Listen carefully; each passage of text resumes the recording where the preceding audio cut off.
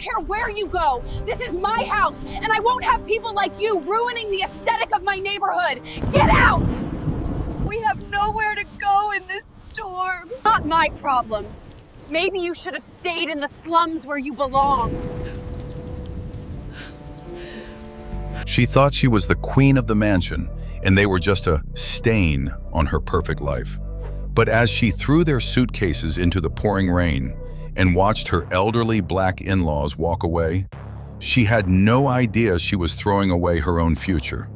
She judged them by their skin and their simple clothes, never imagining that the man she just called a bum was the one who signed her husband's paychecks.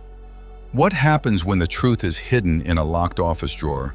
And why did the real owners of the empire choose to stay silent until the very end? The illusion of power. Emily lived a life that most people only dream of: designer bags, a luxury mansion, and a husband, David, who was the CEO of one of the city's top firms. But Emily had a secret flaw. She believed that wealth gave her the right to look down on others. When David told her his parents, Mr. and Mrs. Robinson, were coming to stay while he was away on business, Emily was already annoyed. But when they arrived in a simple taxi, wearing modest clothes and carrying worn-out bags, her annoyance turned into pure disgust. To her, they weren't family. They were an embarrassment to her high society image. She spent the first 2 days hiding them in the basement, treating them more like unwanted servants than the people who raised her husband. The breaking point: the tension snapped during a high-profile garden party Emily was hosting for her elite friends. She saw Mrs. Robinson in the kitchen, quietly trying to help the catering staff. In a fit of rage and embarrassment, Emily didn't just insult them, she humiliated them in front of everyone. She accused them of being freeloaders and told them that people of their kind didn't belong in a house this grand. Ignoring their pleas and the storm brewing outside, she dragged their belongings to the front porch and kicked them out into the rain.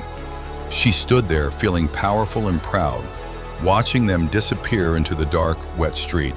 She thought she had finally cleaned her house, but the real storm was just beginning. The paper trail.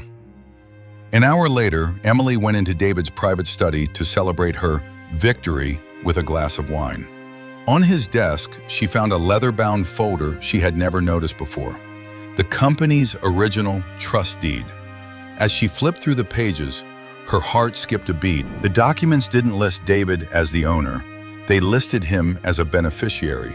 The real owner, the chairman for life, and the person who owned the land the mansion stood on, was Samuel Robinson, her father-in-law. Just then, David burst in, drenched and furious. He didn't offer a greeting, he offered a reality check. "My parents just called me from a motel, Emily," he said, his voice trembling with rage. "The man you just threw out into the rain is the one who built this entire empire from nothing. He gave me the CEO position to test my leadership, but today he saw your character. And because of you, he's selling the house and pulling the funding. We have nothing left." The lesson. The aftermath was swift and cold. By the next morning, the mansion that Emily loved more than people was stripped of its status. As she stood on the sidewalk with her own bags, she realized that the world looks exactly the same, but for her, it felt completely opposite. She wasn't just losing a house, she was losing the respect she never truly earned. She realized then that we are all one moment away from being judged, and one act of kindness away from being saved. Her story became a whisper in the city's social circles, a reminder that skin color and simple clothes can hide the heart of a king.